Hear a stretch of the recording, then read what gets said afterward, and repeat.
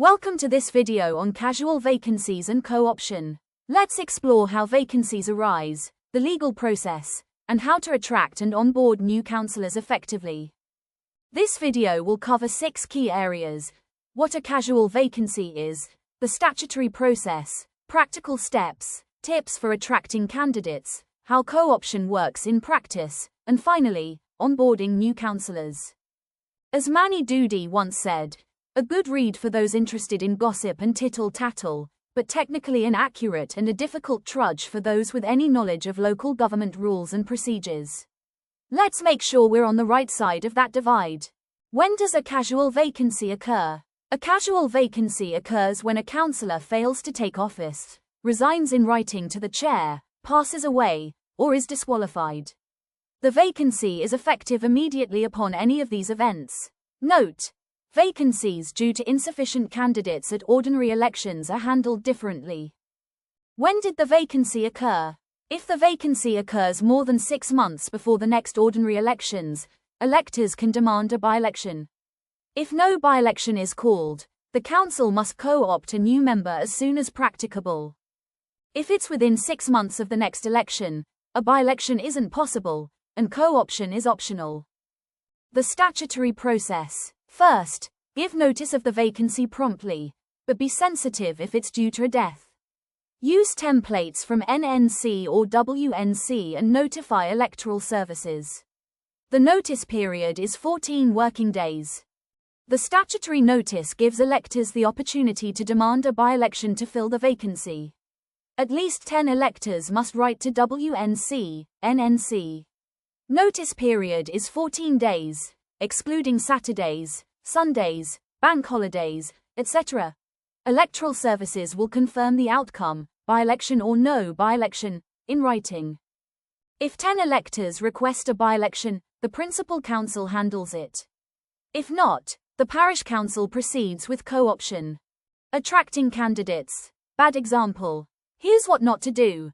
A cold, impersonal notice filled with legal jargon. It's unlikely to inspire community members to step forward. Attracting candidates. Good example. Now compare that to this. A warm, inviting message that explains the role, expectations, and how to apply. It's clear, encouraging, and community-focused. Attracting candidates for co-option. Start advertising at the same time as posting the statutory notice. Advertise everywhere. Notice boards, website, newsletters, social media. Word of mouth and direct approach.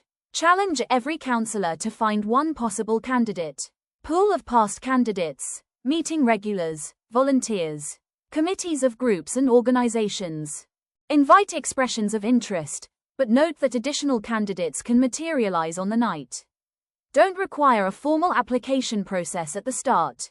Do have a simple form to capture contact details and eligibility criteria. Template available. Do send candidates the Good Counsellor's Guide, and suggest they spend some time on the council's website. The actual co-option. Invite all candidates to attend a meeting of the council. Chair sends email of welcome in advance.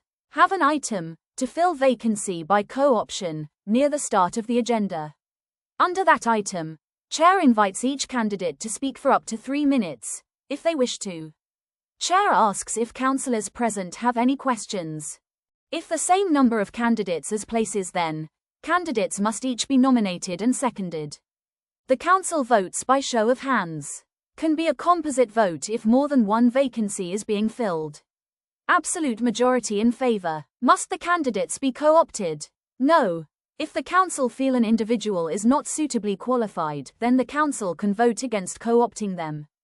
If there are more candidates than places, then candidates must each be nominated and seconded. Each vacancy is taken in turn. The council votes by show of hands for each candidate in alphabetical order. If necessary, the candidate with least votes is struck off and another round of voting takes place. Absolute majority in favour. Co-opting vacancies following an election. Firstly, the council is not required to give notice of the vacancies, so there is no statutory period for allowing the electorate to demand a by-election. The council can proceed straight to co-option. Although there is no requirement to give statutory notice of the vacancies, an advertisement promoting the opportunity to join the council should be widely publicised to attract expressions of interest.